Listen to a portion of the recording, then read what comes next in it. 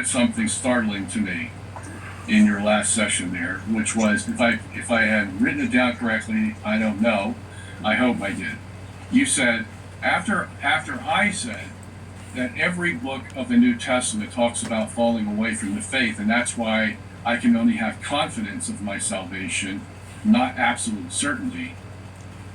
You said, "Oh yeah, I believe the same thing. All those books talk about falling away from the faith, but you still have it. Then you continued and you said, but you still have everlasting life. So can you explain to us what you mean, first of all, by you can fall from the faith but still have everlasting life?" Are we in his closing statement, or are we still in question?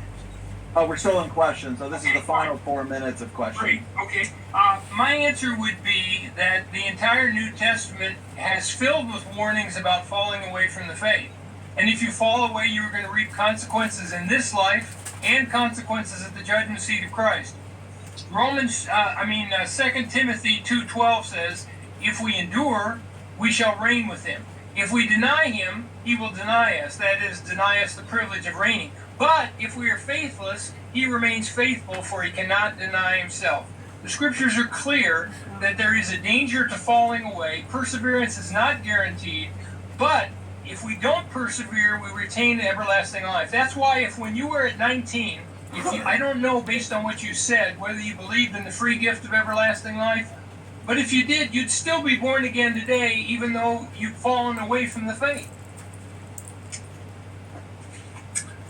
Wow, Bob, you shocked me. You really shocked me by this one. I'm going to reiterate it. You believe you can fall from the faith, but that has nothing to do with your salvation.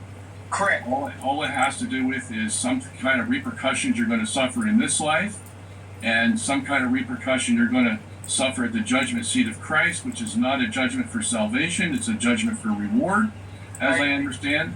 And so you can fall a billion times in this life, and is this without repenting of those sins, Bob, that you fell from, that you've fallen from? I mean, you've fallen from your faith. Have you repented of that, and then you've come back to faith, or are you just saying point blank you can fall from the faith, and it doesn't matter whether you repent or not? It doesn't affect your salvation. Yeah, I'm saying if you fall away from the faith, morally or in terms of your belief system, you're still born again. Once you're born again forever. Even if you fall away, even if you don't repent, even no matter what, if you join a different religion, whatever it is, Jesus said, "Whoever believes in me has everlasting life." The moment we believe, we are secure forever. Okay, let's just take what Jesus said, point blank.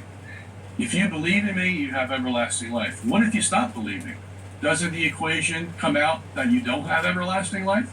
No, because as we discussed before, it's an articular participle, which means the one who has faith, one who has believed, just like John the Baptist is still ha baptizon, so the believer who stops believing is still ha pistuon.